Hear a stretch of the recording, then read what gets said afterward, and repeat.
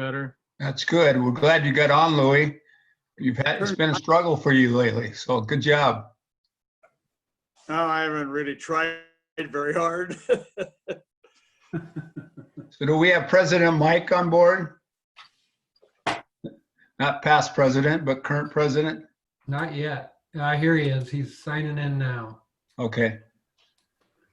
Hey, Mark, Yeah. I didn't really do it all myself. I didn't hardly do anything. I could give you a clue who she was. Yeah. Well, at least you're telling the truth. Good for you, Louis. Yeah. Thanks, Yeah, Joanne. between Joanne and Amy, I got me on. Perfect. Glad they got it all figured out for you, Louis. Hi, Mike. Thanks for emailing me, you guys. Yeah, not a problem.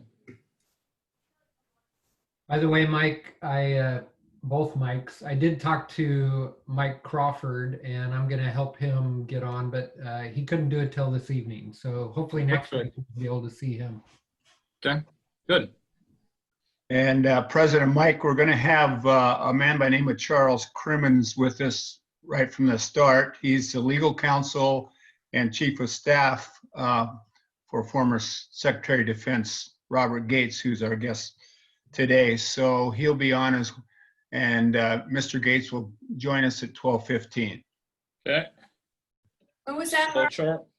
Charles is legal counsel, and what else did you say? Chief of staff? Chief of staff for former Secretary of Defense Gates. Yes. Mark, this is Keith. I sent you a last minute question a few minutes ago. And if it didn't make it in time for the cut, that's fine. But just let you know I sent one. Okay, thanks. I'll explain later. We had over 50 questions. There's some great questions. Of course, we're not going to have him for all afternoon. So Doug and I have had to pare him down. And we actually had to send the questions in yesterday to be screened by Mr. Crimmins and his team that work with Mr. Gates. So Okay, that makes sense. Thanks. that's a protocol thing that he does. So maybe you should do that, Keith. Well, it is helpful to see the questions before and give some time for thought. I don't often have that luxury. Well, you don't like being blindsided? That's the whole game. Yeah.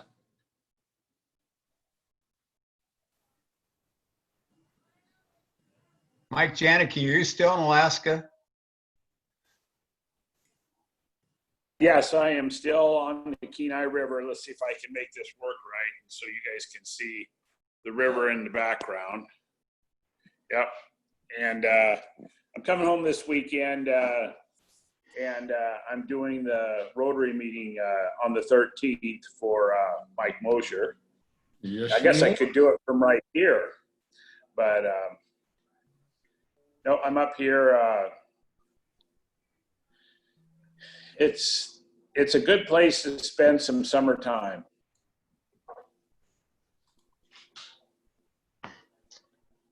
Especially when you have to. Yeah. How's the fishing? Well, my freezer's absolutely full, and we sent 120 pounds home with Stephanie and Lisa about 4 days ago. So it's just terrible. The fishing's terrible up here. My back hurts, my wrist hurts.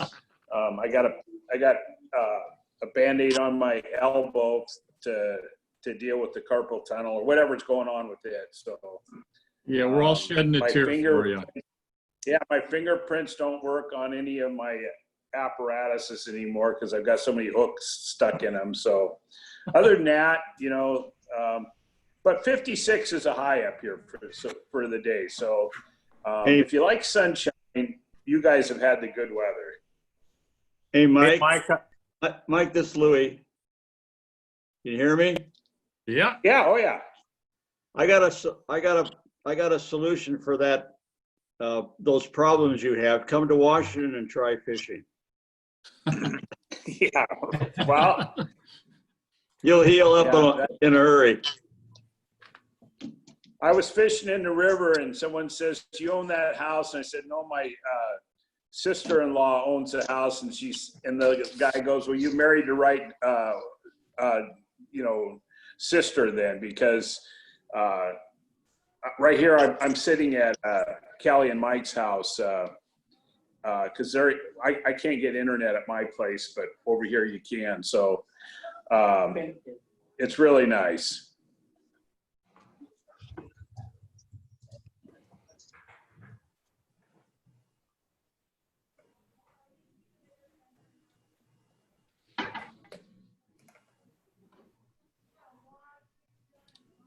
So Mike, how much longer are you going to be up there?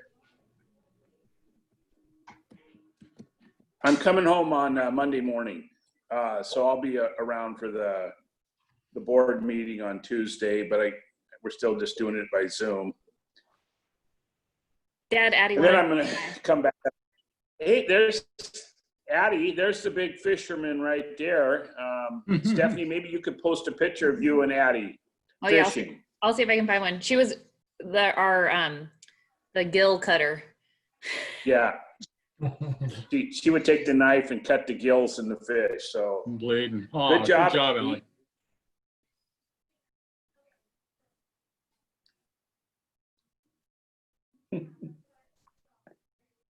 Well, it looks like we're going to have a full house here today. Yeah, I'd like to welcome Mr. Robert Gates, who's joined the call. We'll hear from him shortly.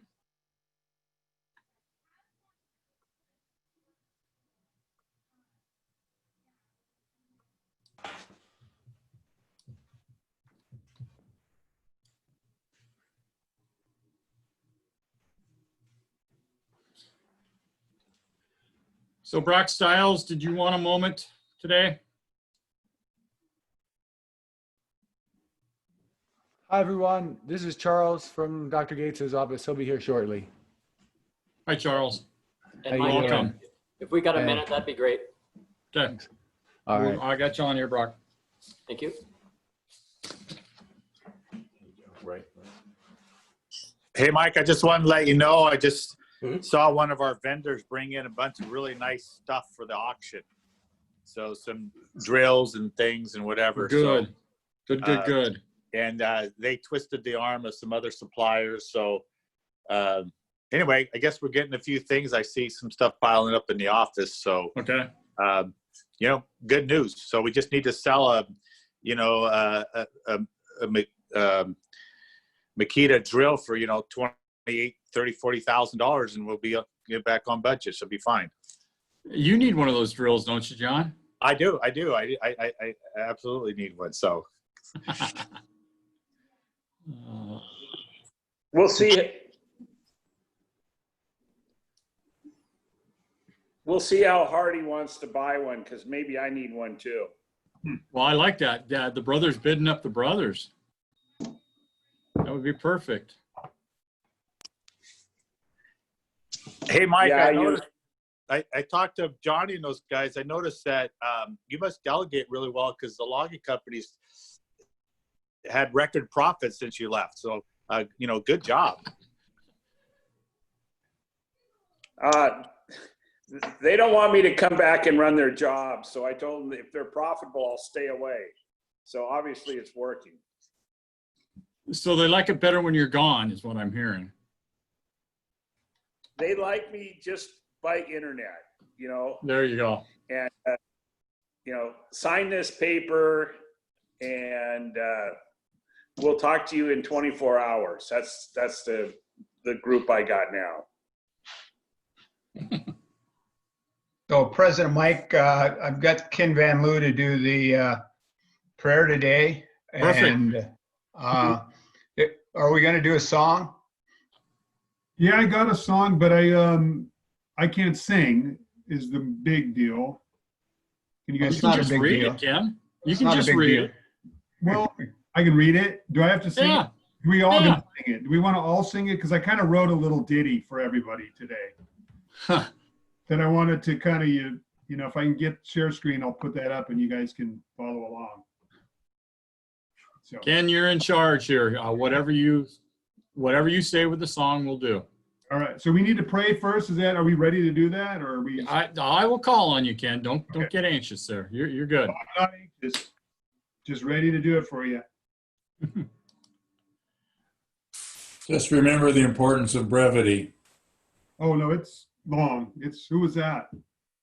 It's about 4 hours long. That was Mr. McCann. Oh, yeah, it's pretty long. We got a lot of prayer.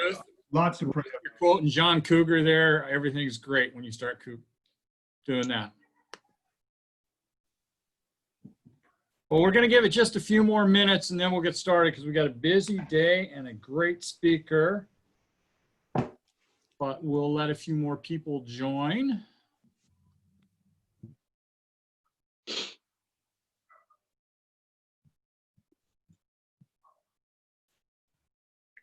So today is Hunter's 16th birthday, everyone.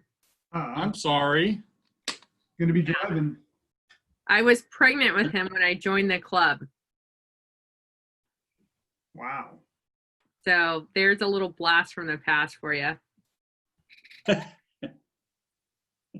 Time flies. In fact, I remember going to city council meetings and school board meetings when I was pregnant with him and people worrying that I was going to give birth. Well, Rob Janicki, I was about 8.5 months pregnant, and I remember sitting by him at a city council meeting and him looking over at me because I was having contractions, you know, the fake ones. And he was like, "Am I going to have to take you to the hospital?" And he was really nervous about it. And I thought it was funny. So has he done driver's ed and all ready to go on that, Ruth? Yep. His license will be here in 2 to 4 weeks via mail, apparently. So got it filled out and taken care of this morning. So he will be on the road. And it is going to be a scary thing because he is not a good driver. So we will also be purchasing full insurance. If you live on Jameson, all I know is those cars, you need to park them closer to the curb because they stick out a ways, and all those high school kids with their new driver's license coming from our side of town, you people are crazy. Ruth, it's a good thing when you saw Rob back then, he wasn't driving next to you because his driver's license didn't make it for 2 to 3 weeks after his 16th birthday. I think my dad and the police department yanked it from him. So it was good that he was just sitting next to you instead of driving next to you. So there you go.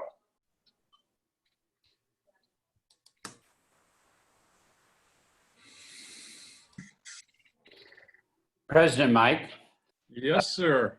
Just comment on last week's program and a blast past a little bit also.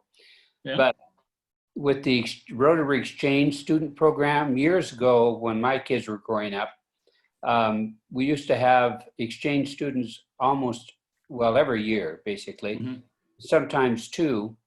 And we had many in our home with our kids, and it was really a great experience for our kids to be able to associate with them.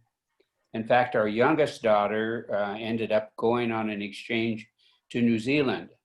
And one of her very special memories is that opportunity. So it might be something the board might want to think about in the future. Yeah, I don't know whether Sedro Woolley is still getting exchange students very often or not. I know, way back when I was in high school, we had exchange students, but and your kids obviously did too. So I don't know. Yeah, we're still getting them on a yearly basis. It's just a matter. We're just not getting any from the Rotary Exchange. Oh, is that what it is? Okay. Well, it is close enough. I think we will get started. If everybody please stand, I'll call this meeting to order. Welcome to Sedro Woolley Rotary, the best Rotary club in the universe. Today's invocation is by Mr. Ken Van Loo. Ready to rock. Okay, take a moment. Lord, we thank you for this community we live in and have the privilege to serve. We thank you for and pray for each of the club members and their families. We lift up our leaders both locally and nationally, give them wisdom as we navigate these trying times, and we pray for healing of our nation. We pray for our folks that serve in law enforcement for their protection and give them wisdom in the daily decisions that they have to make. We pray for our kids, our families, and our school folks for patience, perseverance, and safety as we start this next year. We pray these things in Christ's name. Amen. Amen. Thank you, Ken. Please join me in the flag salute. I pledge allegiance to the flag of the United States of America and to the republic for which it stands, one nation, under God, indivisible, with liberty and justice for all. Join me in the four-way test. Is it the truth? Is it fair to all concerned? Will it build goodwill and better friendships? And will it be beneficial to all concerned? And back to Mr. Van Loo. I believe you have a song of some sort. We have a Go ahead and song. have a seat, everybody. I was out to dinner last night and saw a baseball game on the television, and it just didn't look normal to me. So I took some liberty with a song that we all are used to singing, Take Me Out to the Ball Game. So I'm going to throw it up here. I would like all the mics to be off because I really can't sing. So if I can share my screen with you. Does that work? Can you guys see it?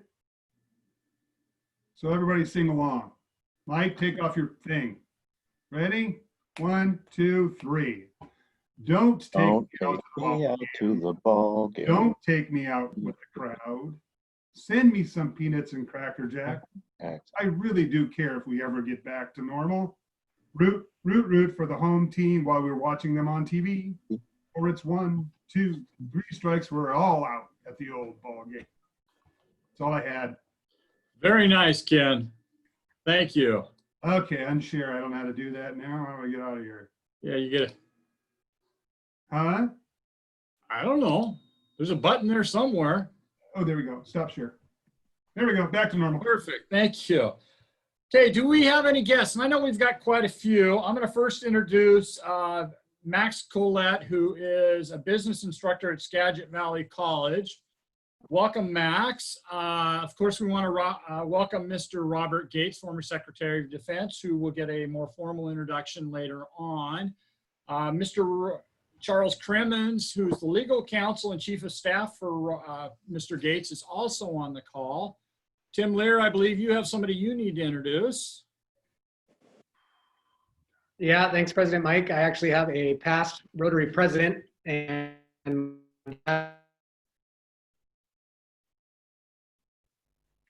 could you hear that? Nope. Nope.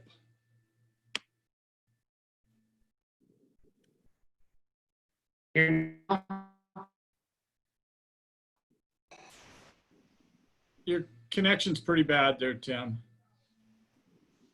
Tim, maybe you need to get Brock to upgrade your internet. Hey, it's fully, you can hear me just fine. He must have 2 devices going on in his office. So I'll Would you like to introduce introduce it's Marty, Brock? Tim's dad, Marty Lair, sitting in Tim's office over there. So there you go. Welcome, Marty. Thank you very much. Glad to see the Sedro Woolley Rotary Club still praying before the meetings. That's awesome. Thanks. Yeah, I don't think that's going to change anytime soon. There we go. Any other guests out there? I'm sure there are some. Hey, it's Tomash. I got my wife, Katie, and of course our daughter, River, here today. Well, welcome, Katie, and your daughter, River. Anybody else, please speak up. Hi, this is Rich Wyrick, and I have my wife, Bettis, here with me today. Hi, Betta. Guys. This is Curtis Melder, and I have Rick Postera. He's a former Navy pilot and base commander and fellow coworker. Welcome, Rick. Thank you. And I have my great niece, Tessa Ross, with me today. Hi, Tessa. You're becoming a regular. She is, yeah. You're going to have to get her to join, Becky. I will.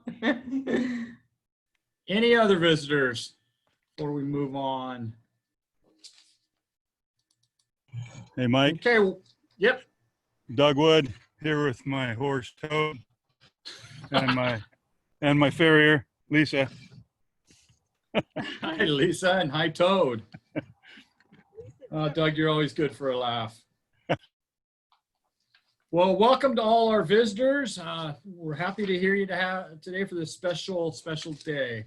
Moving on, let's get to some club business real quick. The Rotary Foundation, every week they're sending out a Rotary moment, a foundation moment. And this week it was, what is the Rotary Foundation's annual fund? The annual fund is the primary source of unrestricted support for the program of the Rotary Foundation, from digging clean water wells for villages in Africa to teaching basic literacy skills to children in Latin America. During any given moment in any day, thousands of Rotarians volunteer their time and expertise to ensure that all contributions given to the annual fund are spent wisely on quality Rotary projects. In 2018-2019 Rotary year, there was $126.1 million donated to the annual fund. The annual fund is comprised of donations from Rotarians, Friends of Rotary, corporations, workplace giving vehicles, and can be matched by corporate matching gifts to leverage your donations. There's even an online resource that allows you to see if your company has a charitable matching program. Check it out at www.rotary.org/matchinggifts. Unfortunately, the Salmon Barbecue has been canceled, as well as the annual golf tournament. We just cannot figure out a safe way to make either one of those events happen. I know we were all looking forward to some fellowship, but we're gonna have to figure something else out. Next Tuesday, board meeting at 5:30. I've already sent a link out to all the board members. If anybody in the club wants to attend the board meeting, please let me know and I will get you the Zoom link. I've been asked to announce that our very own Rick Lemley is going to retire. There's going to be a retirement celebration on Friday, August 14th from 4 to 7 in the Lemley Chapel parking lot. Please stop by and wish Rick the best of luck in his new adventures. It's going to be kind of a drive-by format, drive in, drop a gift card off, whatever you want to do. So please stop by. Tim Allen, anything you want to say about the auction real quick? Just try to get your gifts, get your items donated, get them in, and we'll be having a general group meeting next week. I'm going to say for Wednesday night at 5:30. Okay, perfect. Can I tag on to that, Mike? By all means. We're going to have Rick Lemley and I are going to meet at the Janicki logging office on Sunday morning to log items. So if anybody has anything physical that they want to drop off, they could come by Sunday morning to the logging office. And if not, please get your items into the Google form that we sent out. And we're going to start logging all these things in earnest and getting them ready for the auction.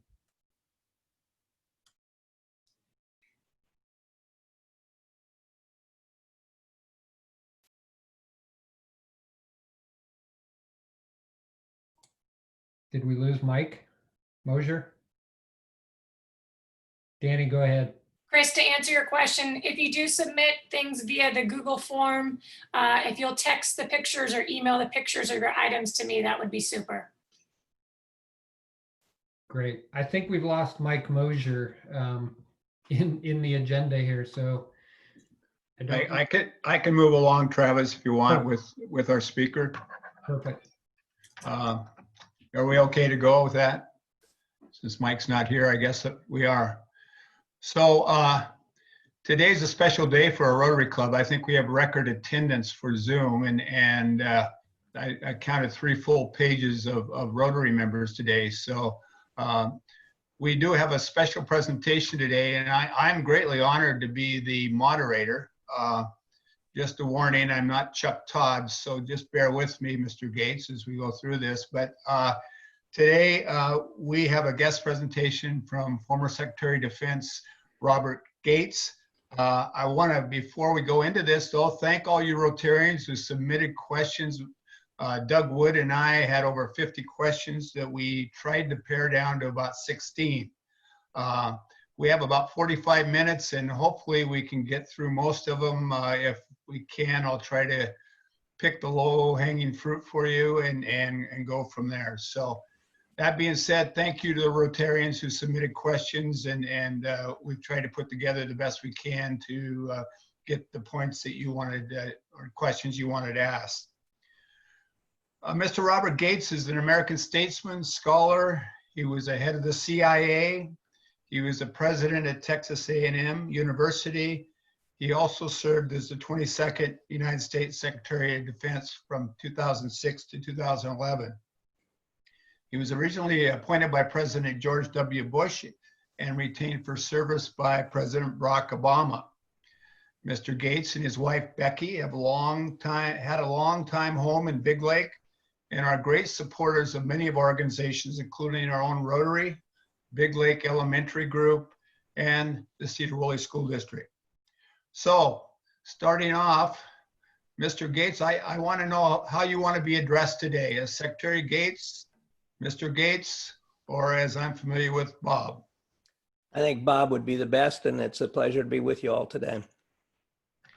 Okay, well, we'll get right into it. This will be kind of a one-way conversation or two-way between you and I. There won't be questions from the audience impromptu, so you hopefully don't get any curveballs today.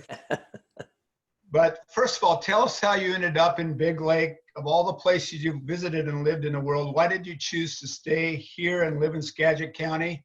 And John Janicki wants to know, what have you been doing during the pandemic?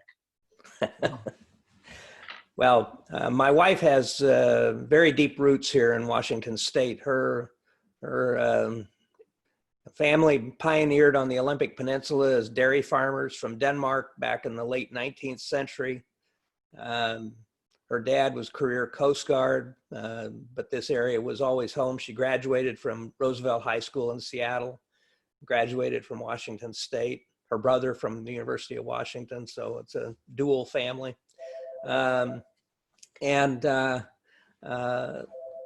We were married in Seattle 53, going on 54 years ago, and vacationed out here a lot. I fell in love with it, and we knew a long time ago that when I did retire from government, we would come out here. The peninsula was too remote for whatever travel I was going to do, and we certainly didn't want to live in a big city, including Seattle. So at one point we had 3 different realtors looking at places for us and teeing them up for us to look at. And we found this house on Big Lake in 1993 and moved out here in 1994 and have never regretted it at all. This pandemic is the longest that I have not been on an airplane, probably in 45 years. But between the lake and the ridge behind us and so on, there's lots of room to be outside. And so doing a lot of Zoom calls, and published a book last month. So I did a virtual book tour with probably 7 or 8 events a day. So I've been busier than I would have thought. Thank you. Second question. You and Becky have been so incredibly generous with your gifts across the whole valley, not just in Sedro Woolley, but specifically the Big Lake Elementary and the Big Lake Fire Department. What would you like to see further accomplished or completed in our community? Well, Mark, I think one of the challenges we're all going to face is that the problems created by the pandemic are going to have real impact in the community. We've seen that at Becky and I provide a lot of support for the Helping Hands Solution Center there in Sedro Woolley, and they've gone from, as I told the National Guard troops when I talked to them a couple of weeks ago over there, that food bank has gone from serving 14,000 people a month before the pandemic to 65,000 people a month now, all the way from Hamilton to Anacortes. And so, it also happens at a time when local government and local state government, as well as school systems and so on, are all going to be very stressed for resources. So my hope would be that, and I think this is not going to go away anytime soon. So the more people can do to support the school system in meeting needs that aren't budgeted for, the more they can do to support places like helping hands, and so on. I think this is a time when those who are able really need to step up to the plate and fill the gaps that are going to be left by the reduction in public funds that are going to be available. So I think that's what's incumbent on all of us at this point. You know, this county, the last I heard, had about 20,000 people unemployed. That's probably 1 in 5 working age men and women. And so we've got some real stress in the community among a lot of people, and the more we can help, I think the better off we'll be. Okay, thanks, Bob. Okay, here's a little different one. Now, you've had a long and distinguished career. And this is 3 parts. Which job that you have had was the most challenging and the most rewarding? Of the presidents you worked for, who is your favorite? And what one experience stands out the most in your career? I think that probably the most challenging, well, I had 2 really challenging jobs. I became director of CIA and director of Central Intelligence 6 weeks before the Soviet Union collapsed in 1991. And so the challenge was, how do you move this gargantuan American intelligence community, some 16 agencies, away from a 45-year focus on a single target, the Soviet Union, to a very different world, and do that in the space of a few months. And so that was a pretty big challenge. When I was asked to become Secretary of Defense, George W. Bush's popularity ratings were in the cellar. The Republicans had just lost control of both houses of Congress, or lost control of the Senate. And I was asked to become secretary at a time when we were in the middle of 2 wars and losing them both. So that was kind of a challenge, and a very hostile Congress. So figuring out the path forward and trying to stabilize the situation in Iraq was a challenge. There's no question about it. Probably the most fun job I ever had was probably when I was Deputy National Security Advisor to the first President Bush. I joined CIA in 1966 to do my bit in the Cold War, and to be at the president's side in the White House and spending 3 or 4 hours a day with him as Eastern Europe was liberated, Germany was unified.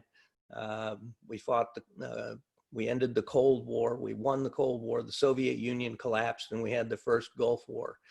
And to be there in the middle of it and knowing every day you went into work, you were making history and would be written about for a long time, was very stimulating. I think the most gratifying job that I had, certainly not enjoyable, but gratifying, was as Secretary of Defense, and largely because of the things that I was able to do to help the soldiers, sailors, Marines, and airmen who were in the middle of a fight. And in all honesty, people at the Pentagon weren't paying much attention. They were all focused on the future and not paying much attention to what those on the front lines actually needed, and being able to get them faster medevac, get them armored vehicles that saved a lot of lives was all very satisfying. And I've gotten a lot of awards and recognitions over the course of my life, but I think toward the end of my tenure, being referred to by the troops as the Soldier's Secretary was probably the biggest honor I ever had. In terms of one event, it's hard to pick. You know, when I was director of CIA, we took down both the Medellin and Cali cartels. That made me some interesting enemies. And then, but I would also have to point out, I mean, I'd have to identify the operation that we launched that killed bin Laden, Osama bin Laden, was pretty impressive as well. Yeah.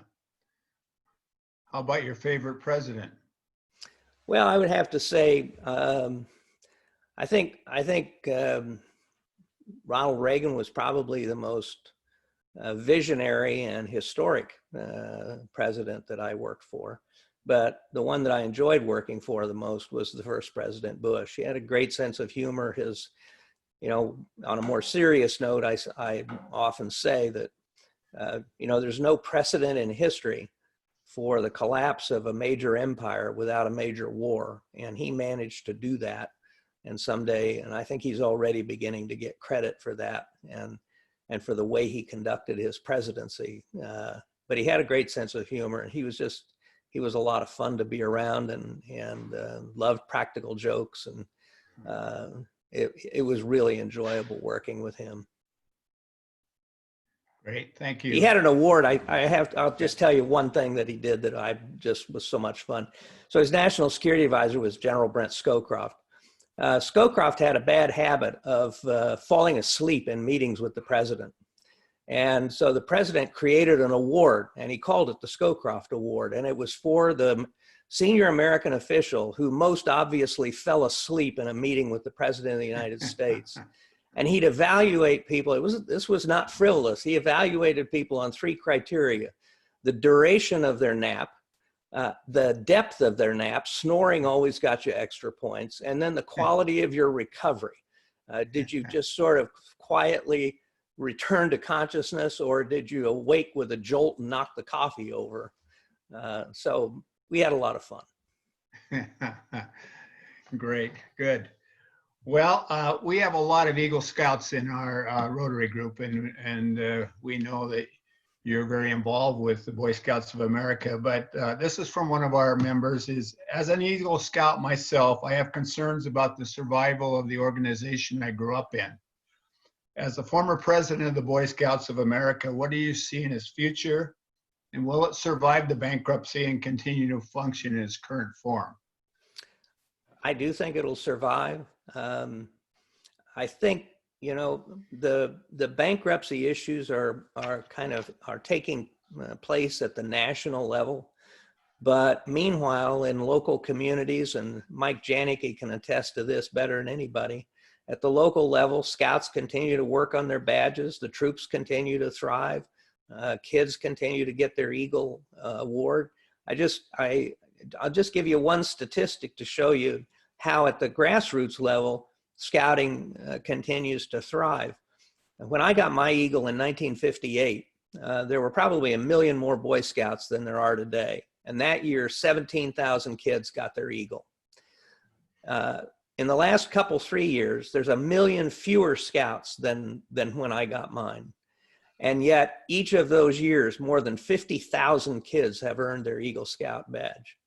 And so the program is still robust. You know, Fire Mountain Camp is still a great camp. It's I think it's one of the most beautiful Scout camps around. So I think we're going to survive, but I think also my attitude toward Scouting is the same as it is toward every institution. If you don't change, you die. You have to keep adjusting to the times and adapting to the times.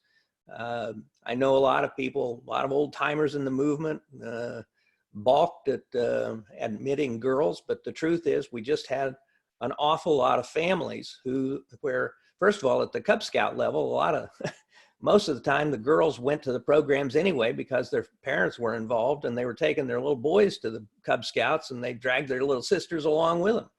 So, you know, they were part of the program and everything but the uniforms and the badges. And truth of the matter is we had a lot of girls who wanted the more rigorous and outdoor adventure program that the Boy Scouts offered, as opposed to Girl Scouts and other organizations, and desperately wanted to be Eagle Scouts. So I think the movement is adapting, and I think it's going to be a long time. In my office, I have a picture of my dad in a Scout uniform taken in front of his house in 1918.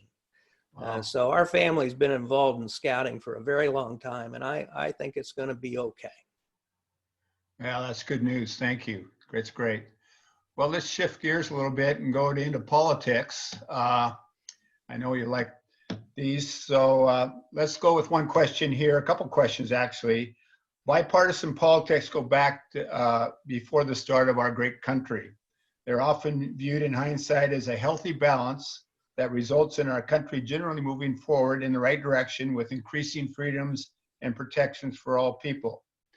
Do you think future generations will look back on the current time as a healthy balance, that we are generally moving in the right direction, or something else? And then I'll ask the second part to that later. The first part's pretty heavy. I'll go to the second part later. Well, I don't think in the future they're going to look back at this period as a very good time in American politics. You know, we've had partisan politics literally since George Washington's second term, and very few insults that are thrown around today would have surprised or offended John Adams or Thomas Jefferson and the names they called each other, and that their surrogates called the other guy. So we've always had really tough partisan politics in this country, really from the very start. I think what's new in the last, not just the last 3 years, but the last dozen or so years, maybe 20 years, is paralysis. The partisanship has reached such a state that we can't get anything done. The country can't address infrastructure, education, immigration, a whole host of climate change, a whole host of problems that are really big, and between the paralysis of our politics and the economic crisis in 2008, 2009, a lot of countries around the world that used to admire America and see America's economic system and its political system as a model no longer do so. And they look at China and President Xi in China. You know, his point is, our system has brought hundreds of millions of people out of poverty. We have a 21st century infrastructure. We've gotten past the coronavirus faster than anybody else, and so on. And you know, I think communism's dead as a doornail. I think the only place you find communists anymore are probably on a few university campuses in the faculty, but probably not even in China. But authoritarianism has very deep roots in history, and far deeper roots than democracy. And my worry is our paralysis is creating an opportunity for authoritarian systems to say, look, we can get stuff done. And so when I get asked, what's the greatest national security threat to the United States today? I say it can be found within the 2 square miles that encompass the White House and the Capitol building, because if those guys can't figure out how to work together and tackle some of these problems, I think we're in real trouble as a country. And we've not been able to tackle those problems for some years now. This didn't start with Donald Trump, and it didn't start with George W. Bush or Barack Obama either. So that being said, you kind of answered the next part of it, but how do you feel that the current political situation is dealing with the COVID-19 pandemic and the social unrest that we're seeing in cities? Well, I think that not very well, in all honesty. I think that the decision to the strategy of leaving decisions about opening and closing to the states and to the local communities probably made a great deal of sense. I think strategically that was the right thing to do, just because there's such a difference around the country. I mean, the situation on Orcas Island is different than the situation in Sedro Woolley, which is different than the situation in Seattle. And those differences are replicated in every state in the union. So I think leaving those decisions about opening and closing to the local decision makers probably was the right thing to do. I think one place where there was a big failure was in the logistics of dealing with the pandemic. I think when it came to acquiring PPE and ventilators and a variety of other things, leaving that up to the states was a mistake. If the military, U.S. military does anything well, it's logistics. And the idea of the states having to compete with each other, not only for access, but even in terms of prices paid for that kind of equipment, and even having to go out and compete in the international marketplace to try and buy stuff from South Korea or China or someplace else. I think that was all wrong. I think that the federal government should have seized control of taken control of that issue and used federal power to create the production capabilities, to create the logistic and delivery capabilities so that material could be sent to the places that had the greatest need at the time that they had that need. I think the same thing is true of testing in terms of ensuring that the supplies are that there is ample supply without making the states go out and figure out how to do all that themselves. So I think that in terms of the economics and the opening and closing, the strategy of leaving it to the local areas was the right one. I think in terms of logistics, it should have been handled at the federal level. I will tell you my greatest disappointment in the whole in the reaction to the pandemic has been what I've seen as the extraordinary irresponsibility and arrogance, particularly of young people in the beaches and the parties and the bars and so on. We're totally oblivious to doing the right thing for other people, protecting their own families and so on, just in their unwillingness to mask or distance or anything else. And I've really been disappointed in the reaction, particularly of young people, and the images that we've all seen. Good, thank you. How about just to briefly on the social unrest, how we're dealing with that? Well, I think, that's obviously not my area of expertise. I think the decision not to use regular troops was absolutely the right decision. I think that I totally agreed with Esper and General Milley in opposing the use of the Insurrection Act. Regular Army troops and the National Guard may wear the same uniform, but they come from a very different place. The regular military, the regular Army is trained to do one thing, and that's kill people, kill our enemies. The National Guard, on the other hand, has multiple functions. You're as likely to see them at the Helping Hands food bank as you are in a military formation, or doing sandbags in a community that's threatened by floods. They're trained in crowd control. They have local close contact and relationships with law enforcement. And when they take that uniform off, they're likely to be across the counter the next day with some of the people who were demonstrating. So they have a very different mindset, very different training, very different approach. And if the local police can't handle the problem, then it should always be the National Guard, not regular Army troops. So I think that was a correct decision. Okay, thank you. So let's get into the Secretary of Defense, which is right up your alley. But this question came from one of our members' 15-year-old stepson. Is what exactly does the Secretary of Defense do? I think there are a lot of people in Washington who probably would like an answer to that question. Well, I mean, technically, the Secretary of Defense is the President's senior military advisor, senior advisor on defense matters. He or she is also in charge of the entire military. And it's not just whatever current conflicts there are, but also in preparing for future conflicts and figuring out how to deter them, and if we don't deter them, then how to fight them. So when I was Secretary of Defense, I essentially ran the largest organization on the planet. I had 3 million people working for me, 2 million of them in uniform, and a budget of about $750 billion.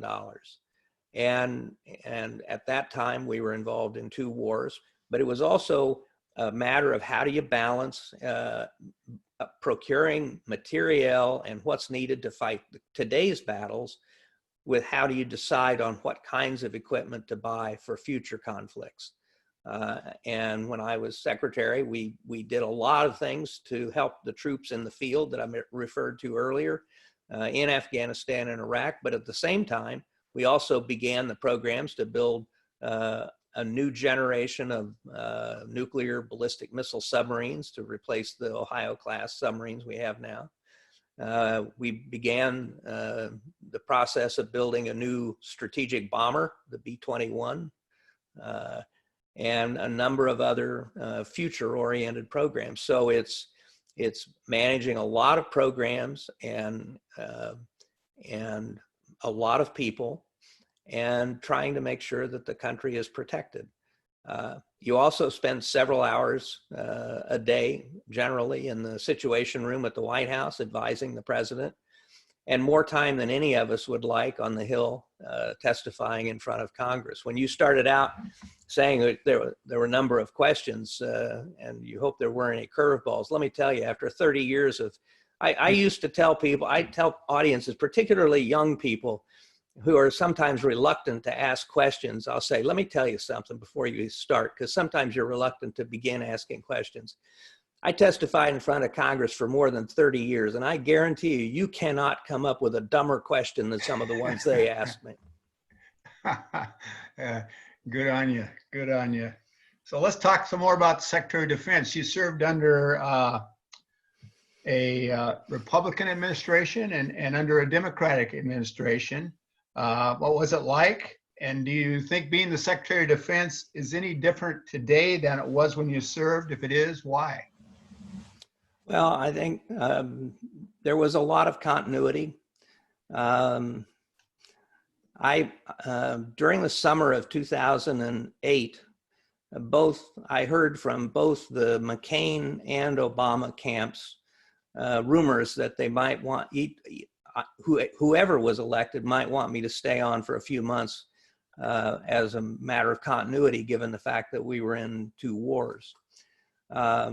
In October of 2008, a senator reached out to me on behalf of Obama and asked if we could meet. And I said I didn't think that would be appropriate, but that if he were elected, I'd be happy to meet with him.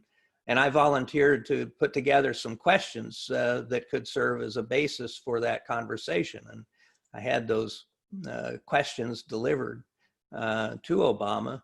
And the word I got back from this senator who was the intermediary is, well, Obama really likes your questions. He wants to know if you want written answers. And I said, geez, this isn't a test. This is a guide for a conversation. But it was unique. It's usually the other way around. It's the president-elect interviewing prospective cabinet members, not a cabinet member interviewing the president.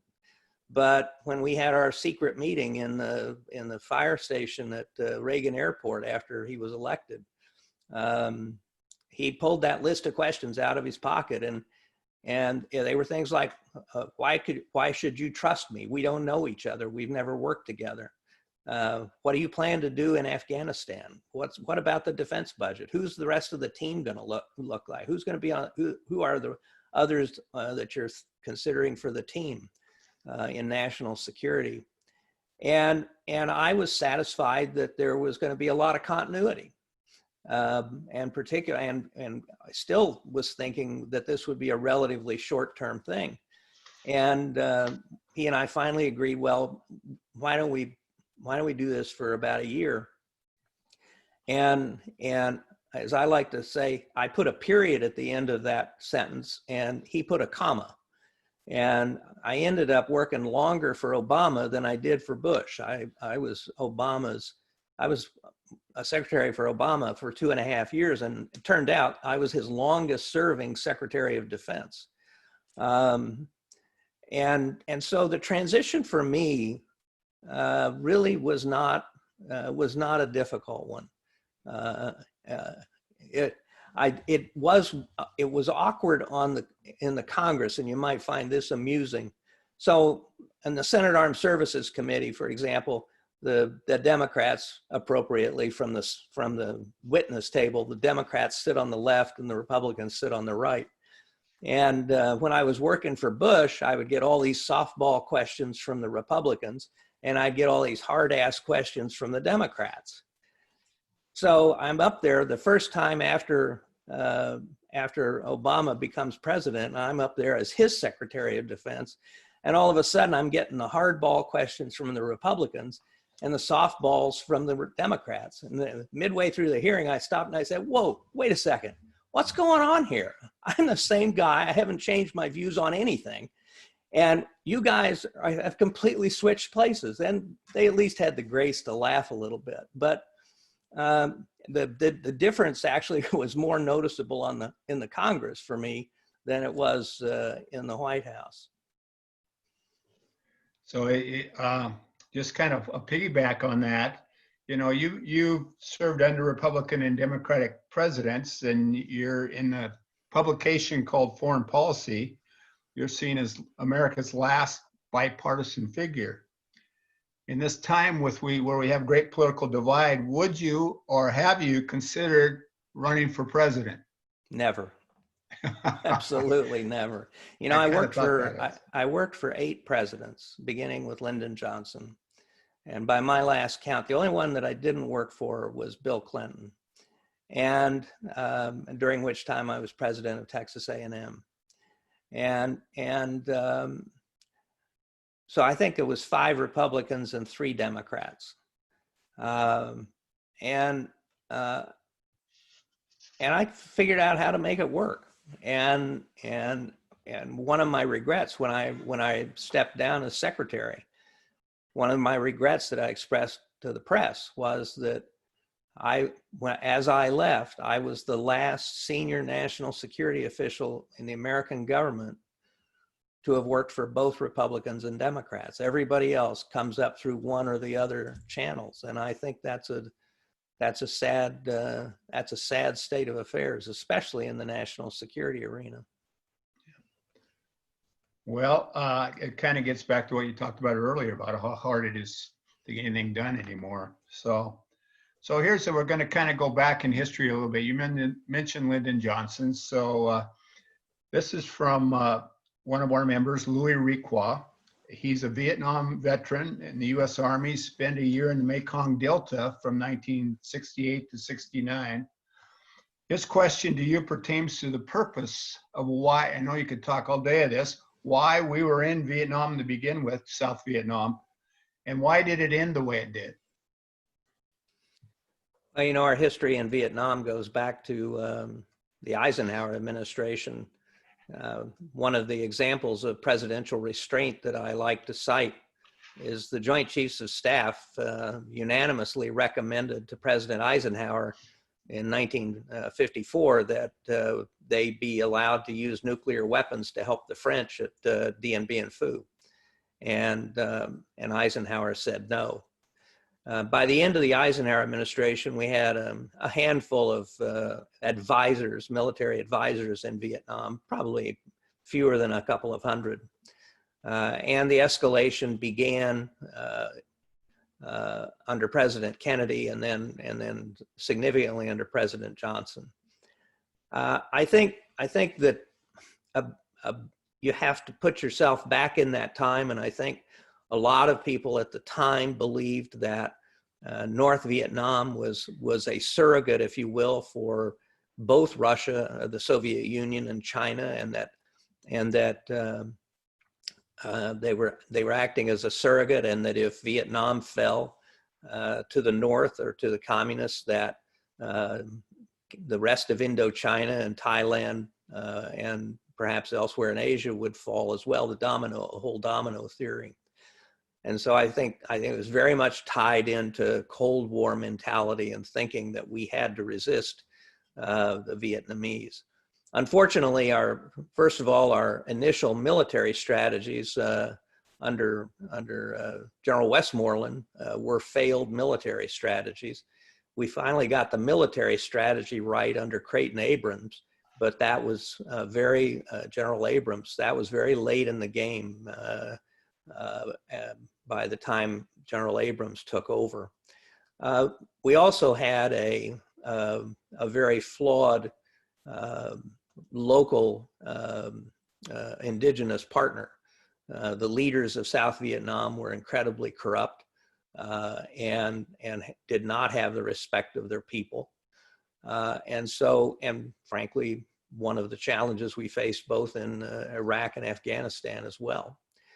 So I think, and I think if you read what Lyndon Johnson, his memoirs and books about him, you see, among other things, that he was afraid to lose Vietnam, that he would, going back to who lost China in the late 40s, who lost Vietnam, and he was insecure enough in terms of foreign policy and so on that he just couldn't figure out how to get out without a significant loss. So it's kind of a long answer, but I think we had failed military strategies in terms of achieving our objectives. I'm not sure we ever lost a military battle, a tactical battle in Vietnam, but overall the military strategy until toward the end was I think a wrong one.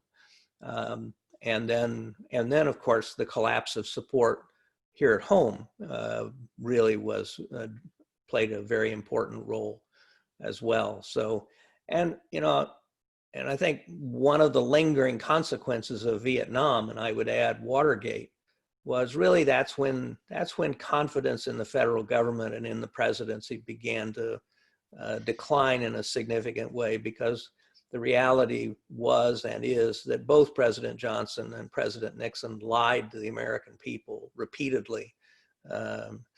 Johnson with respect to the war, Nixon with respect to Watergate. And so that started a different kind of decline. But I think those are some of the main reasons why the Vietnam War ended up as it did. Okay, thanks. Well, we've got about less than 15 minutes, and I've got two, I think, really good questions from our members to ask you. One has to do with NATO. One of our members has believed for a long time that we can and should vacate military bases in Europe. He feels that NATO needs to deter Russia, but feel that all of Europe should take the primary responsibility. Is it necessary we stay in NATO, and if so, what should that look like? And another member asked, are you comfortable with the troop pullout in Germany and their replacement in other parts of the world? Yeah, I think NATO continues to be important, and particularly as long as Russia is on the path that it is under Vladimir Putin. And my view is that Putin will be president of Russia until the day he dies. I think they'll carry him out of his office feet first, either by old age or somebody takes him out. But he is determined to do everything possible to create problems for the United States, to create divisions in Europe and between Europe and the United States, to pressure countries like the Baltic states and some in the Balkans, as well as those in Eastern Europe. So I think the alliance is absolutely necessary. President Trump is not the first American leader to put pressure on the Europeans to do more in their own defense. My last speech in Europe was at NATO in June of 2011. And I told the Europeans then, I said, I am the last senior American national security official you will ever see that has an emotional attachment to NATO, because I was there for the last half of the Cold War and I saw the role that NATO played in the successful outcome of that.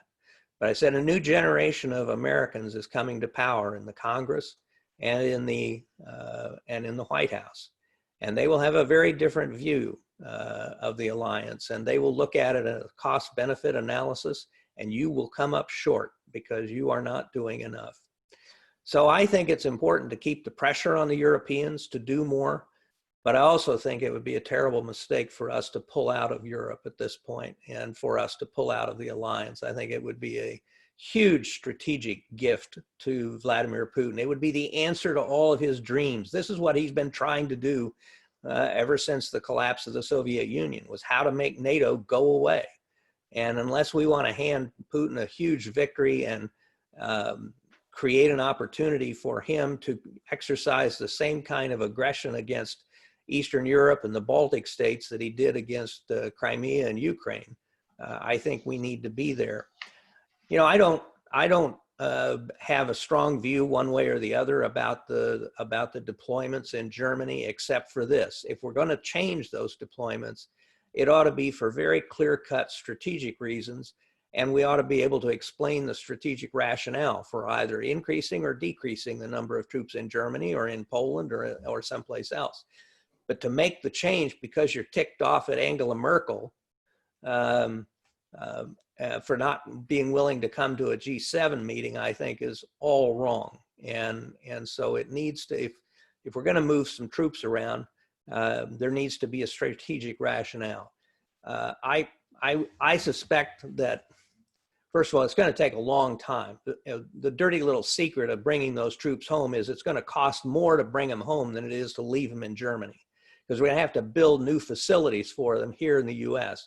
They're in facilities that have been built over the last 65 years, or the last, 65 years in Europe, and they're brick and mortar, and they've got all their headquarters and everything. And if you start moving all that stuff, believe me, it's going to cost a fortune, and it's going to take quite a long time, because you're not just talking about the troops. In Germany, you're talking about their families. You're talking about spouses. You're talking about kids.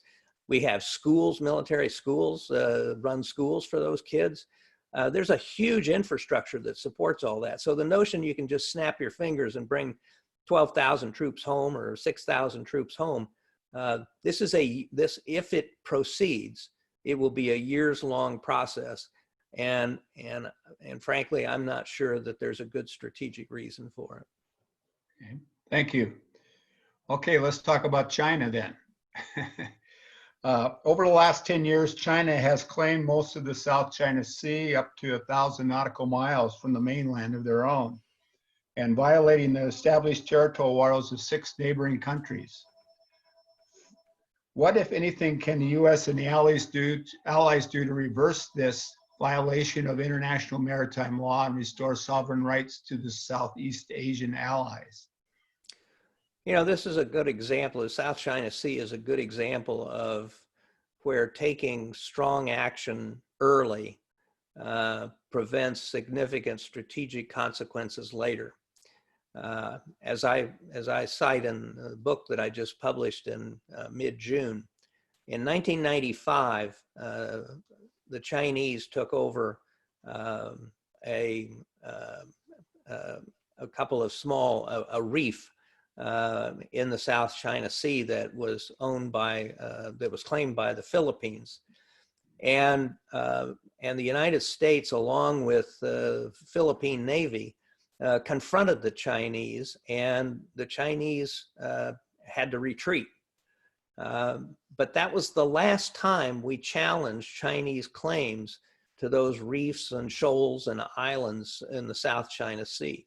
But had we continued to resist whenever they showed up at one of those shoals or reefs to claim it, I think they would not have challenged us militarily, and we could have sent the signal that might have deterred actions later. So fast forward to President Xi becoming much more aggressive in the South China Sea beginning in 2013. Unfortunately, the Obama administration did not, in my view, adequately challenge what the Chinese were doing. And for example, one of the ways you challenge these activities is through freedom of navigation exercises, where you send an American warship inside the 12-mile limit around, or the 12-mile boundary around those islands, and basically assert the fact that's not Chinese waters, those are international waters, and it's as though that shoal wasn't even there, or that reef wasn't even there. But there's a difference between, and again, I'll get a little technical here, between innocent passage and a freedom of navigation operation. Innocent passage is what warships do when they go through a a disputed area or an area claimed by another country, and you turn off all your targeting radars, you turn off anything that might be considered a hostile reaction, you keep your helicopters on deck, and you basically just sail through. So when the Chinese sent a bunch of warships through the Aleutian Islands last year, they did an innocent passage, if you will, as they went through US waters. That's what Obama did in the South China Sea, when what he should have done was an actual freedom of navigation exercise where the Navy ships go through, their radars are on, their targeting radars are on, the helicopters are flying, the ships are on alert, general alert, and it makes it clear we don't recognize your claim to these islands at all. The Obama administration didn't do a single one of those. This is an area where I think President Trump has done the right thing, because this administration has done a number of these freedom of navigation exercises and have been very aggressive in that. And I think that's the right thing to do in terms of challenging the Chinese. I think sending the 2 carrier battle strike groups into the South China Sea also was a powerful signal to the Chinese not to mess around. There is a risk, as relations between the 2 countries deteriorate, we have none of the direct lines with the Chinese or agreements with the Chinese that we had with the Soviet Union to prevent an incident from escalating out of control. So there is a risk as they become more aggressive in their actions, and as we become more aggressive in our reactions, that there will be an incident and that it might spin out of control. So the South China Sea, and especially as the Chinese become more aggressive toward Taiwan as well, and exercise closer to Taiwan and in the Taiwan Strait. So I think there's a very real risk of a confrontation there, or an incident that has the potential to escalate out of control. And one of my concerns is, I was successful finally in getting a direct phone link put in between my office and the Minister of Defense in Beijing. The problem is the Minister of Defense in Beijing has no authority whatsoever. So it's sort of like the phone's at an empty desk. So there are these challenges as we go forward, but frankly, the more assertive approach the U.S. has been taking in the last 2 or 3 years, I think has been the right approach. Okay, good. Okay, I've got one more question for you. Before I ask that though, we were informed that you were named to the board of directors for the NCAA yesterday. Congratulations and thank you. Yeah, I have a habit of taking on really easy tasks. Well, your experience at Texas A&M and will be a big help. You'll be working with Mr. Emmert, he's from Fife, Yep. Washington. He went to Fife High School, so that'll be fun. So if you had a 30-minute conversation with anybody from the past or present, who would it be, and why would you talk to him? What would you talk about?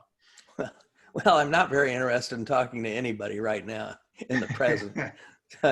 I would say in the past, as a historian, I would love to have a half an hour with Winston Churchill or with Abraham Lincoln or with Washington, George Washington. I read a lot of history, and if there is one truly indispensable man in American history, it was George Washington, and the way he conducted himself really set the standard, and we could sure use him now. Yeah. So give us some positive hope as we move forward as a county, as a state, as a nation, a world. What are some things we can look forward to in a positive realm? Well, I think, I probably have as much experience dealing with young people from various backgrounds as anybody. Having been Secretary of Defense and all those millions of young men and women in the military, National President of the Boy Scouts, president of Texas A&M, and even as director of CIA when we hired a lot of young people. And one of the things, and I also serve as chancellor of the College of William and Mary in Virginia. And the one thing that leaves me optimistic is our young people. And there is a degree of voluntarism and willingness to get involved in communities in our colleges and universities across the country that is totally different and dramatically better than when I was in college 50 years ago, 55 years ago. And you see it in the Boy Scouts, and you see it in the Eagle Scout projects that kids do to help their communities. You see it in large scale activities. And my concern is, and this is one of the things that I talk to young people about, is that kids who are so engaged up through college in voluntarism and in getting involved in their communities, once they graduate, they tend to move away from that.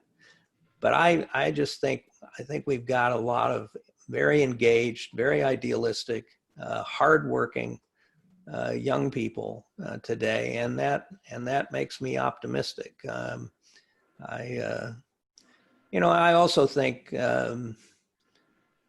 we have the opportunity to through technology to bring a lot of people out of poverty that have been there, but we need wiser leadership. I mean, if you want to, this is kind of not on the optimistic side, but just as an identification of a problem. If you put together all the people that supported Bernie Sanders and supported President Trump, you've got many, many millions of Americans who are very unhappy with the way the system works and who believe they've been left out, and that the system is rigged. And where were the proposals? And globalization has had an impact, and so has technology. But where have been the proposals over the last 20 or 25 years out of both Republicans and Democrats for apprenticeship programs in community colleges and sponsored by local corporations and businesses, where kids get trained for skills where they can make a good living and have a good job, and where people can get retrained if their job is eliminated through technology or through globalization. And nobody's done anything that's meaningful other than just occasionally trying to shovel money at people that provides longer term solutions to both globalization and technology. And you can see why there's so many people unhappy, and clearly what's happening now in Washington isn't helping them either. So there's a big opportunity, it seems, there to me for us to do some really big things to move our country forward. But I worry that where we are is not going to provide those solutions. Great. Bob, on behalf of the Sedro Woolley Rotary and myself and Doug Wood, many, many thanks for your taking the time today to be with us. We always appreciate seeing you again. You come to our auctions, you support our club, you support our school district, you support our community, and we certainly are very fortunate to have you as a member of our community. So thanks a lot, Bob. Well, thank you, and it's a pleasure to be with you today. A lot of friends on this screen. Yeah, you recognize a lot. So back to you, President Mike. Okay, Mr. Gates, again, I'd like to echo everything Mark said. Thank you so much for your generosity over the years to the Skagit County, the Big Lake area, Sedro Woolley Rotary Club, and everybody around here. And thank you for your decades of service in public government. This has been an amazing program. Thank you to all our guests that were here. We had a multitude of you. Robert Crimmins, Marty Lear, Katie Benzik, Betta Spinelli, Robert Postera, Tessa Ross, Mark Sirian, Stephanie Wood, Shelley Moser. Thank you guys all for joining us. Just a reminder, board meeting next Tuesday night at 5:30. Get your auction items in as soon as possible. Rick Lemley retirement on the 14th from 4 to 7, I believe, or 4 to 6. The meeting next week, Mike Janicki will be running as I will be heading towards North Carolina on an airplane to see my lieutenant son before he leaves for Ranger training. And finally, President Mike, yes, sir. we're hoping to have new member talks next week. Perfect. I think Doug's working on that. If you got a couple lined up, that'll be wonderful. So if there's nothing else to bring before the board, I'll leave you with my thought for the day. Technically, national anthems are really just country music. Think about that. Everybody stay safe, be healthy, and we'll see you soon. Bye.